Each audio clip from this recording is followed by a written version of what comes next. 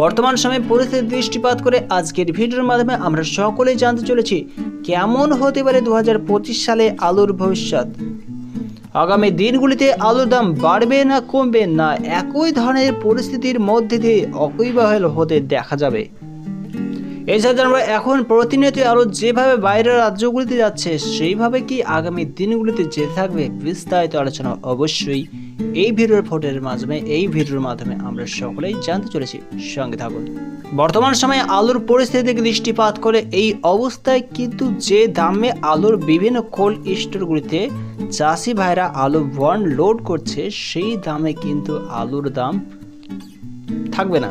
সেই দাম কিন্তু ক্রমাগত ধীরে ধীরে আরও বাড়ার সম্ভাবনা অনেক অংশে বেশি লক্ষ্য করা যায়। প্রতিটি চাষি ভাই এছাড়া ব্যবসায়িক ভাইও কিন্তু চাইছে, কারণ প্রতিনিয়ত আমরা লক্ষ্য করেছি যখন কোল্ড স্টোরগুলিতে আলুর লোডিং শুরু হয় তখনই কিন্তু প্রত্যেক বছর গতানুগতিকভাবে গত বছরগুলিতে 700 টাকা, 800 টাকা, 900 টাকা প্যাকেট প্রতি হিসেবেও কিন্তু আলু লোড হতে দেখা গেছে। এবং সেই সমস্ত রেডি আলুর দাম, সেই সমস্ত বন্ডের আলুর দাম কাছাকাছি 100 টাকা, 200 টাকা বাড়তি হিসাবেও কিন্তু বিক্রি হতে দেখা গেছে। রেডি আলুর দাম 1200 টাকা, 1250 টাকা, 1300 টাকা হতেও কিন্তু শোনা গেছে। কিন্তু সিস্টেম অনুযায়ী আলু নিকাশি করতে হবে, ধীরে ধীরে আলু নিকাশি করতে হবে। প্রত্যেকটা মাসে যেভাবে আলু নিকাশি হওয়ার দরকার সেইভাবে করতে হবে, যাতে আলুর বাজারের দাম, আলুর দাম কোনো ক্রমেই সস্তা নয় হয়ে পড়ে।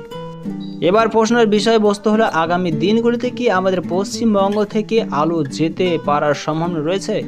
তবে সেই ক্ষেত্রে লক্ষ্য করা আছে আমাদের পশ্চিমবঙ্গে যদি আলুর দাম অতিরিক্ত হাই হতে থাকে তবে কিন্তু সেই আলু অন্য সকল রাজ্যগুলিতে যাওয়ার সম্ভাবনা অনেক অংশে কমে আসে।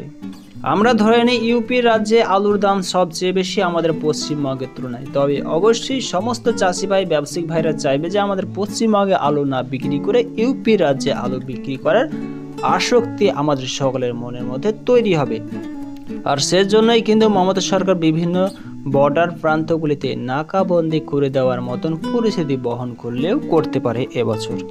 কিন্তু একটা বিষয় বস্তু লক্ষ্য করা যায় 2025 সাল হিসাবে এই বছর কিন্তু আলুর উৎপাদন গত বছরের থেকে প্রগতিশীল আলু ব্যবসায়িকদের মতে কিন্তু বেশি রয়েছে। কাছাকাছি 14 থেকে 14.5 কোটি মতন আলুর উৎপাদন হওয়ার সম্ভাবনা তারা জানাচ্ছে। হ্যাঁ, আলুর দাম বাড়ার সম্ভাবনা রয়েছে, কাছাকাছি বন্ড হিসেবে 600-700 টাকা পাওয়া যেতে পারে।